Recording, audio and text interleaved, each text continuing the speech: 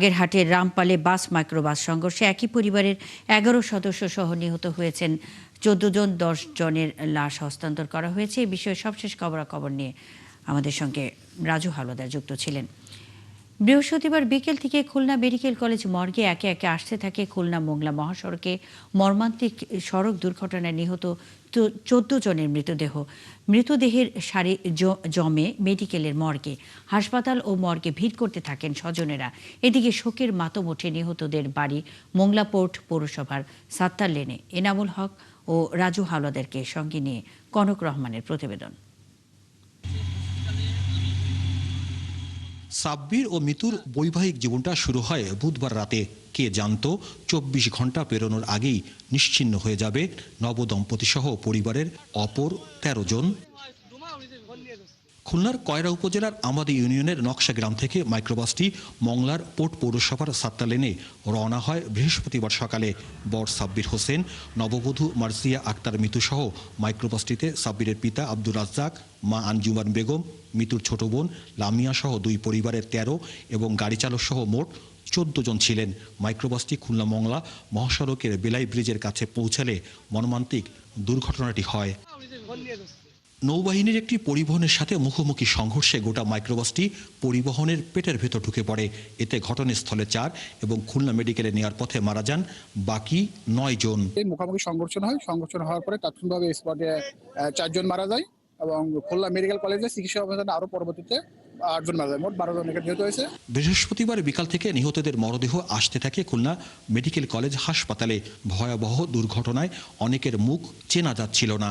ওই পরিবারের একমাত্র মেয়ে ঐশীর হাজব্যান্ড, তারপরে ওই হচ্ছে এরা আমার খালাতো ভাই খালু আর কি। পরিবারের তারা ১২ জন এবং ওই গাড়ির ড্রাইভার সহ মোট ১৩ জন এই পর্যন্ত আমরা জানতে পারছি। ভয়াবহ দুর্ঘটনার খবর মুহূর্তে পৌঁছে যায় খুলনার কয়রা নকশা ও মোংলার পোর্ট পৌরসভার নিজের বাড়িতে।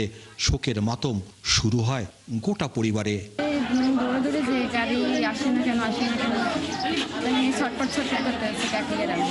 কনক রহমান, ৭১, খুলনা। নিহতদের বাড়ি মোংলাতে এখন শুধুই শোকের মাতম। সেখানকার খবর জানাতে সরাসরি যুক্ত হচ্ছেন সহকর্মী এনামুল হক।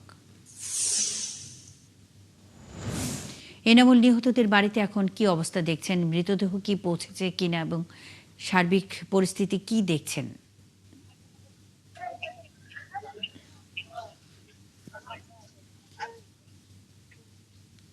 মনি, আপনি জানেন যে গতকালকে কিন্তু একটি মর্মান্তিক সড়ক দুর্ঘটনায় মোংলার কিন্তু আব্দুর রাজ্জাক নামে যে ওয়ার্ড বিএনপি ৮ নং ওয়ার্ড বিএনপি সভাপতি ছিলেন তার পরিবারের একই পরিবারের কিন্তু ৯ জন নিহত হয়েছেন। সেই ৯ জনের লাশ কিন্তু ইতিমধ্যে কালকে রাত থেকে সকাল পর্যন্ত এসে পৌঁছেছে এবং আমরা দেখতে পাচ্ছি যে এখানে কিন্তু সমস্ত লাশের কিন্তু গোসলের যে কার্যক্রম সেটি কিন্তু চলছে এবং সেই কার্যক্রমের সাথে সাথে এখানকার যারা নেতাকর্মী এবং পাড়া প্রতিবেশী রয়েছেন তারা কিন্তু এখানে এসে উপস্থিত হয়েছেন এবং ফজরের নামাজের পর থেকেই কিন্তু এখানে যারা প্রতিবেশী এবং আত্মীয় স্বজন রয়েছে তারা কিন্তু এখানে এসেছেন এবং তারা কিন্তু এখানে দেখছেন।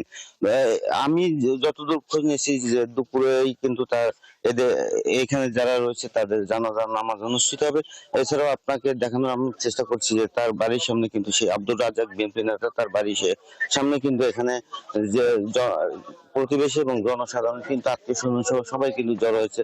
আমরা দেখানোর চেষ্টা করব যে তার বাড়ির সামনে সর্বশেষ পরিস্থিতি এবং আমরা একটু জানারও চেষ্টা করব তার পরিবারের একজন সদস্য এখানে উপস্থিত আছেন, তার কাছ থেকে একটু জানার চেষ্টা করব যে সর্বশেষ কি অবস্থা এবং কখন নাগাদ এই জানাজার নামাজ অনুষ্ঠিত হবে।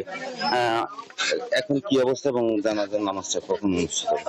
জানাজার নামাজ আমরা জোহর বাদ উপজেলা মাঠে নেওয়ার সিদ্ধান্ত নিচ্ছি।